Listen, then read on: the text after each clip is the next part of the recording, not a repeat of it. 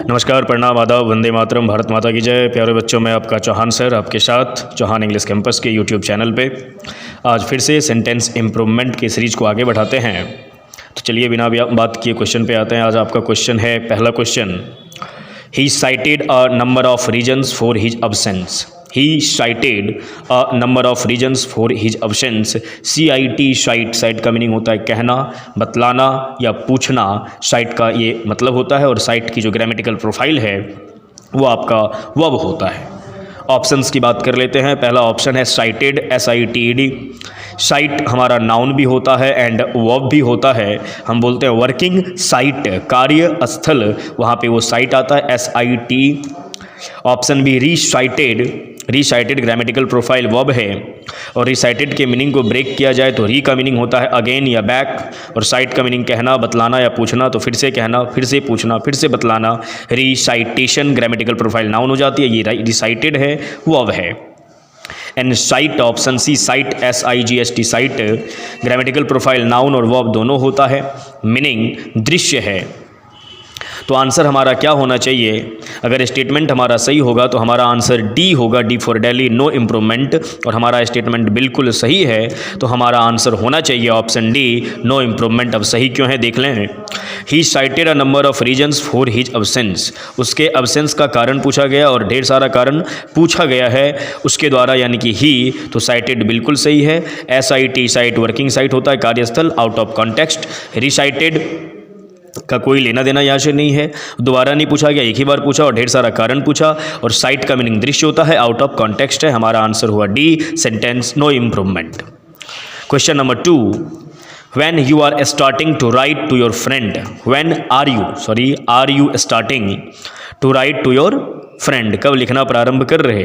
पढ़ने लिखने के सेंस में अगर आप शुरुआत करते हैं तो वहाँ पे स्टार्ट वर्ड का जिक्र नहीं होता, वहाँ पे गो का जिक्र होता है और एक्शन में है, यानी जिस टाइम पे बोल रहे हो उसी टाइम में काम हो रहा है, कॉन्टीन्यूस फॉर्म में है, तो गोइंग का इस्तेमाल करते हैं। और हम बोलते भी हैं I am going to study, मैं पढ़ने जा रहा हूँ या जा रही हूँ। तो क्या होना चाहिए यहाँ पे? कब लिखना प्रारंभ कर रहे अपने दोस्त को, तो when are you going to write to your friend, आपका आंसर होना चाहिए B for Bombay. Grammatical profile check करें तो अंडरलाइन पार्ट में जो स्टार्ट है उसकी ग्रामेटिकल प्रोफाइल क्या है? वर्ब है। ऑप्शन ए वांट, ये भी हमारा वर्ब है। गो वर्ब है grammatical profile, think grammatical profile verb है।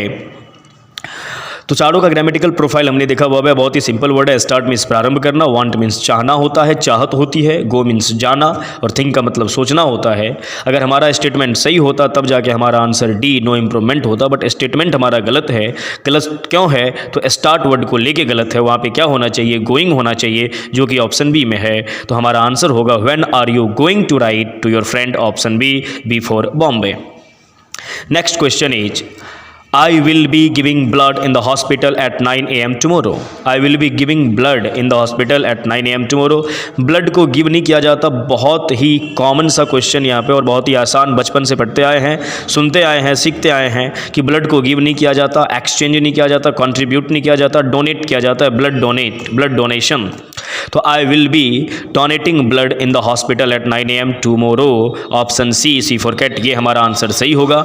चारों ऑप्शंस को देखते हैं तो अंडरलाइन पार्ट में गिविंग है, give grammatical profile verb, meaning होता है देना। एक्सचेंज होता है आदान प्रदान, ग्रामेटिकल प्रोफाइल क्या है हमारा? वर्ब है।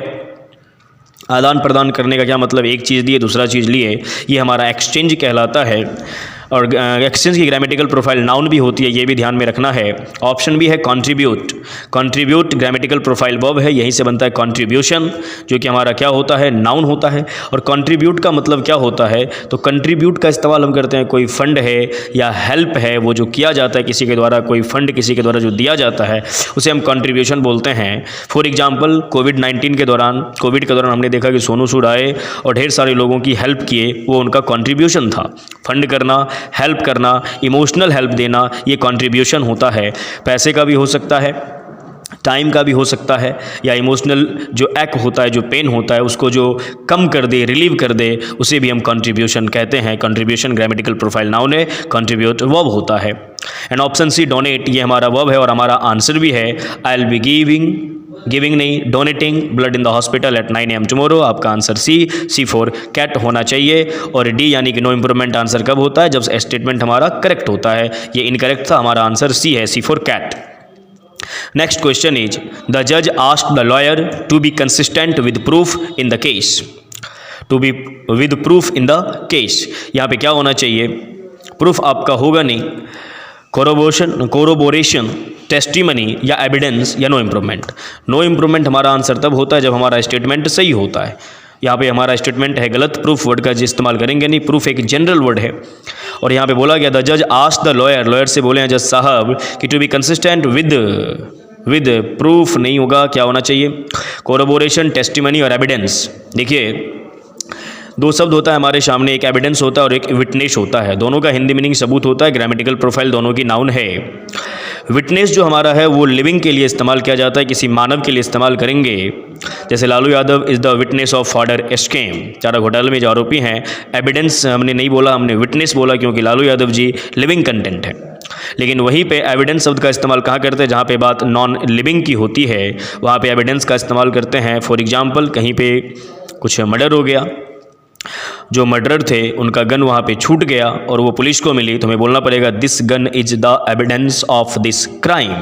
तो एविडेंस का इस्तेमाल नॉन लिविंग के लिए करते हैं, विटनेस का इस्तेमाल लिविंग के लिए करते हैं। ऑप्शन बी में हमारा टेस्टिमनी है, और टेस्टिमनी का मीनिंग भी गवाही देना होता है, ग्रामेटिकल प्रोफाइल नाउन है।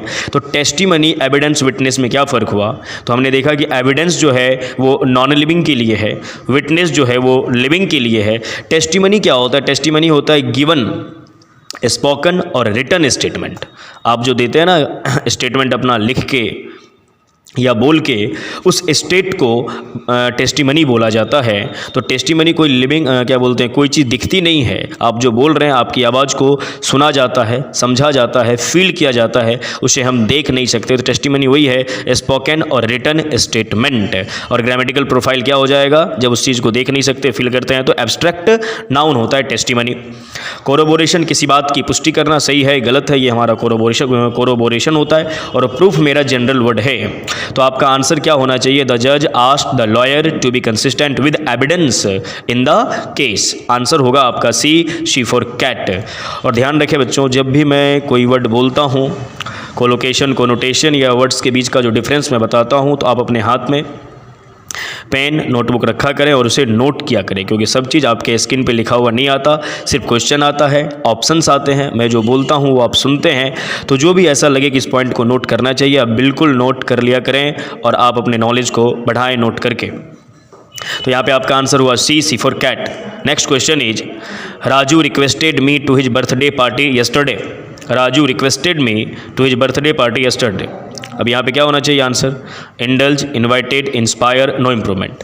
नो इम्प्रूवमेंट हमारा आंसर तब होगा जब हमारा स्टेटमेंट क्या है, सही है, और हमारा स्टेटमेंट यहाँ पे सही नहीं है। राजू ने अपने बर्थडे पे मुझे रिक्वेस्ट किया, भाई क्या रिक्वेस्ट किया, तो रिक्वेस्ट यहाँ पे वैल्यूबल वर्ड नहीं लग रहा, आउट ऑफ कॉन्टेक्स्ट है, रिक्वेस्ट का यहाँ से कोई लेना देना नहीं है। ऑप्शन देखें तो इंडल्ज ग्रामेटिकल प्रोफाइल होती है वर्ब, और इंडल्ज का मीनिंग क्या होता है, असिमुलेट कर जाना, शामिल हो जाना, इंडल्ज हो जाना, इंक्लूड हो जाना। ऑप्शन बी इनवाइट, आमंत्रण, ग्रामेटिकल प्रोफाइल वर्ब है। और ऑप्शन सी इंस्पायर, ये भी ग्रामेटिकल प्रोफाइल हमारा क्या है, वर्ब है। यहीं से नाउन बनता है इंस्पिरेशन, जो कि हमारा नाउन है। इंस्पायर्ड वर्ब भी होता है, एडजेक्टिव भी होता है। ऑप्शन बी में इनवाइट है, इनविटेशन नाउन होता है। और इंडल्जमेंट ये भी हमारा नाउन होता है। तो इंडल्ज वर्ब है, इनवाइट वर्ब है, इंस्पायर वर्ब है, रिक्वेस्ट वर्ब है। ग्रामेटिकल प्रोफाइल सारे वर्ड्स का सेम है, बट यहाँ पे होना क्या चाहिए, तो बर्थडे पार्टी है, इंस्पिरेशन की कोई बात है नहीं, तो ऑप्शन सी हमारा आंसर होगा नहीं। इंडल्ज शामिल होने की बात, भाई पहले इंडल्ज कब होंगे लोग, जब आप इनवाइट करोगे। तो Raju invited me to his birthday party yesterday, Raju ने कल मुझे अपने बर्थडे पार्टी में इनवाइट किया, तो इनवाइटेड होना चाहिए। आपका आंसर होगा ऑप्शन बी फॉर बॉम्बे। तो प्यारे बच्चों, आज हमने सेंटेंस इम्प्रूवमेंट के सीरीज़ को आगे बढ़ाया। आपने देखा, समझा। बहुत ऐसी चीज़ें बतलाता हूँ जो आपके स्क्रीन पे लिखा हुआ नहीं आता है, तो जो भी एक्स्ट्रा मैं बोलता हूँ उसे आप नोट किया करो, सीखा करो, पर डे रिवाइज किया करो, वीडियो पे कमेंट किया करें, शेयर करें, लाइक करें अपने दोस्तों से, अपनी ज्ञान को बढ़ाएं, दोस्तों के ज्ञान को बढ़ाएं, और कमेंट के माध्यम से जो भी आपको बोलना है, हमें मैसेज देना है कि सर और कुछ दीजिए, या कोई टॉपिक आपका है जो आपको लगता है आप समझ नहीं पाए हो, सारा इन्फॉर्मेशन आप लिख दिया करें। आपके रिक्वेस्ट के अकॉर्डिंग काम किया जाएगा। आपके रिक्वायरमेंट को चौहान सर फुलफ़िल करने के लिए बिल्कुल तैयार हैं। तो चलिए, आज का सेशन यहीं पे कंप्लीट हुआ। थैंक यू, बहुत बहुत धन्यवाद।